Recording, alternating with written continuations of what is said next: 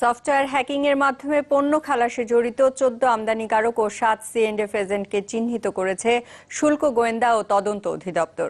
জানায় অভিযুক্তরা কিছু কাস্টমস কর্মকর্তার সাথে যোগসাজশে 22টি কনসাইনমেন্টের মাধ্যমে পণ্য খালাস করেন। গোয়েন্দাদের ধারণা এতে বিপুল পরিমাণ রাজস্ব ফাঁকি দেওয়া হয়েছে। চট্টগ্রাম কাস্টমস কমিশনার জানিয়েছেন, যাদের পাসওয়ার্ড হ্যাক হয়েছিল তা পুরোপুরি বন্ধ করে দেওয়া হয়েছে। সহকর্মী ফখরুল ইসলামকে সাথে নিয়ে রিপোর্ট করেছেন ফারুক মেহেদী। দ্রুত সময়ে স্বয়ংক্রিয়ভাবে পণ্য ছাড় করানোর জন্য বেশ কয়েক বছর হলো বিশ্বমানের এসআইকুডা সফটওয়্যারে যুক্ত হয় বাংলাদেশ কাস্টমস। এর মাধ্যমেই চট্টগ্রাম বন্দরসহ দেশের সবকটি শুল্ক স্টেশন ও বন্দরে পণ্য খালাস হয়ে আসছে। তবে আধুনিক সফটওয়্যার হলেও যথাযথ নজরদারির অভাবে অসাধু চক্রের কবলে পড়ে এ সফটওয়্যারটি, যার সুযোগ নিয়ে গেল কয়েক বছরে চক্রটি অন্তত 22টি কনসাইনমেন্টের পণ্য চট্টগ্রাম বন্দর দিয়ে খালাস করে নিয়ে যায়, যার মাধ্যমে বিপুল অঙ্কের রাজস্ব ক্ষতির আশঙ্কা করা হচ্ছে। এ বিষয়ে শুল্ক গোয়েন্দা ও তদন্ত অধিদপ্তর দফায় দফায় তদন্ত করে জড়িত 14 আমদানিকারক ও 7 C&F এজেন্টকে চিহ্নিত করেছে।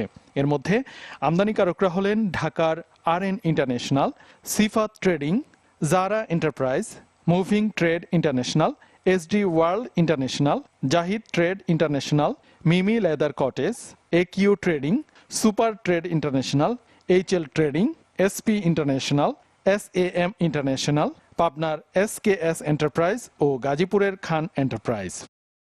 7 C&F এজেন্ট হল MR trade international, Chakladar service, Smoronika shipping Kaizen, Laila trading, M&K trading corporation, Lavoni enterprise ও মজুমদার ট্রেড ইন্টারন্যাশনাল। অভিজ্ঞ এবং যারা শুল্ক গোয়েন্দা অধিদপ্তর বলছে, এদের বিরুদ্ধে শাস্তির ব্যবস্থা ও সফটওয়্যার সুরক্ষায় প্রয়োজনীয় পরামর্শ দিয়ে 2 সপ্তাহের মধ্যে NBR এ চূড়ান্ত প্রতিবেদন দেয়া হবে। যারা C&F এজেন্ট তারা এদের মধ্যে চিহ্নিত করা হয়েছে, আমদানিকারকদের চিহ্নিত করা হয়েছে। যে সমস্ত কর্মকর্তারা এই কাজের সঙ্গে সংশ্লিষ্ট তাদের এমন অনেককেই আমরা বের করেছি। তদন্তের সাথে জড়িত এই কর্মকর্তা জানান, সফটওয়্যারটি চালুর পর কোনো অডিট হয়নি। জরুরি ভিত্তিতে এর অডিট হওয়া দরকার। কিভাবে এটা সিস্টেম অডিট করার মাধ্যমে আসলে সিস্টেম আরও ডেভেলপ করা সম্ভব, সেই বিষয়টা নিয়ে আমরাও কাজ করছি এবং জাতীয় রাজস্ব বোর্ডের যারা সংশ্লিষ্ট উইং তারাও এগুলো নিয়ে কাজ করছে। এদিকে চট্টগ্রাম কাস্টমস কর্তৃপক্ষ জানান, হ্যাকিংয়ে জড়িতদের বিরুদ্ধে ব্যবস্থা নেওয়া হচ্ছে এবং সফটওয়্যারের পাসওয়ার্ড লক করা হয়েছে। ইতিমধ্যে একজন স্টাফ যিনি নাকি এই চিঠি প্রেরণ করেছে বন্দরে মাল ছেড়ে দেওয়ার জন্য, তাকেও কিন্তু গ্রেপ্তার করা হয়েছে। যে সমস্ত ভাসমান পাসওয়ার্ড ছিল এগুলো সবই সাসপেন্ড করে দেওয়া হয়েছে, এগুলো আর কার্যকর নয়, সব অকার্যকর করে দেওয়া হয়েছে। বন্দরে পণ্য খালাসে আমদানিকারকের হয়ে কাজ করেন C&F এজেন্টরা। তাদের অ্যাসোসিয়েশন বলছে, অপকর্মে জড়িতদের কোনো দায়-দায়িত্ব তারা নেবেন না।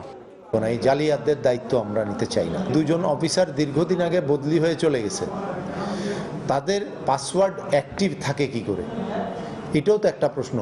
এ বিষয়ে জাতীয় রাজস্ব বোর্ড NBR এর কেউই কথা বলতে রাজি হননি। তবে তারা জানান, তদন্ত চলছে, চূড়ান্ত প্রতিবেদন পাওয়ার পরই প্রয়োজনীয় ব্যবস্থা নেওয়া হবে।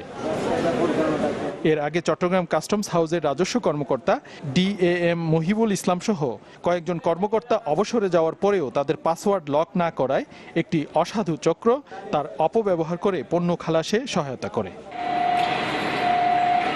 ফারুক মেহেদী, চ্যানেল 24, ঢাকা।